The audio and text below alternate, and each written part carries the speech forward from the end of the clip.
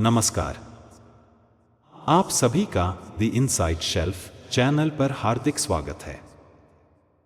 हमारी विशेष श्रृंखला श्रीमद् भगवद गीता के सार को समझने की दिव्य यात्रा में आज हम प्रवेश कर रहे हैं 16वें भाग में।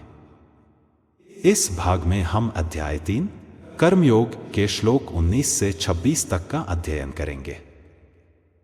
श्लोक 19 में श्री कृष्ण फल की आसक्ति छोड़कर कर्म करते रहने को परम सिद्धि का मार्ग बताते हैं और कहते हैं कि इसलिए फल के प्रति अनासक्त रहकर अपने निर्धारित कर्मों को अच्छी तरह से करते जाओ। अनासक्त रहकर कर्म करने से व्यक्ति परम सत्य प्राप्त करता है। श्लोक 20 में श्री कृष्ण जनक जैसे राजाओं के उदाहरण से कर्मयोग द्वारा सिद्धि और लोकहित का आदर्श प्रस्तुत करते हैं कि बीते समय में जनक आदि जैसे राजाओं ने अपने निर्धारित कर्मों के निष्पादन द्वारा परम सिद्धि प्राप्त की। जन सामान्य के लिए एक उचित आदर्श स्थापित करने के लिए तुम्हें भी इस प्रकार उचित आचरण करना होगा। श्लोक 21 में श्री कृष्ण महान पुरुषों के आचरण को समाज के लिए मार्गदर्शक बताते हैं कि जिस तरह एक महान व्यक्ति अपना आचरण करता है, सामान्य जनता भी उसी तरह उसका अनुसरण करती है। तदनुसार अपने कार्यों से जो आदर्श वह प्रस्तुत करता है, अन्य लोग भी उसी के पद चिन्हों पर उसका अनुसरण करते हैं।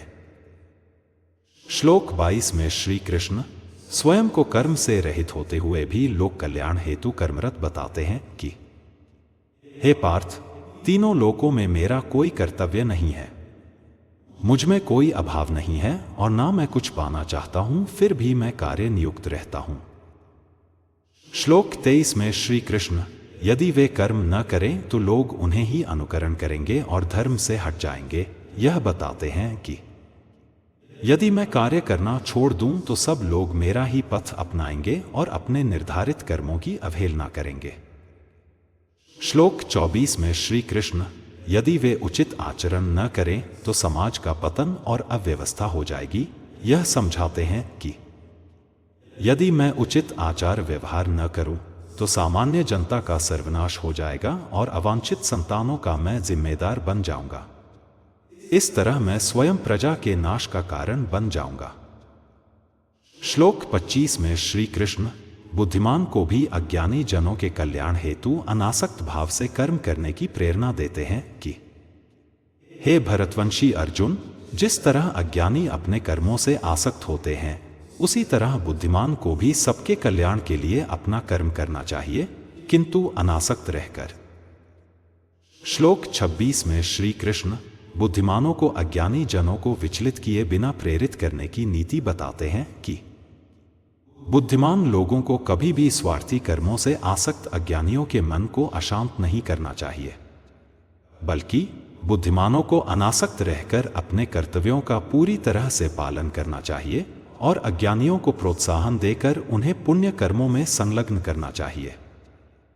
आपने इस वीडियो में अध्याय 3 के श्लोक 19 से 26 तक का सार समझा। आशा है कि यह ज्ञान आपकी सोच और जीवन में नई दिशा देने वाला सिद्ध होगा। भगवद गीता की यह यात्रा निरंतर चलती रहेगी, ज्ञान से जीवन की ओर, शांति से शक्ति की ओर। जय श्री कृष्ण। फिर मिलते हैं अगले वीडियो में। अगर आपको यह वीडियो पसंद आया हो तो इसे लाइक करें, शेयर करें और चैनल को सब्सक्राइब करना न भूलें।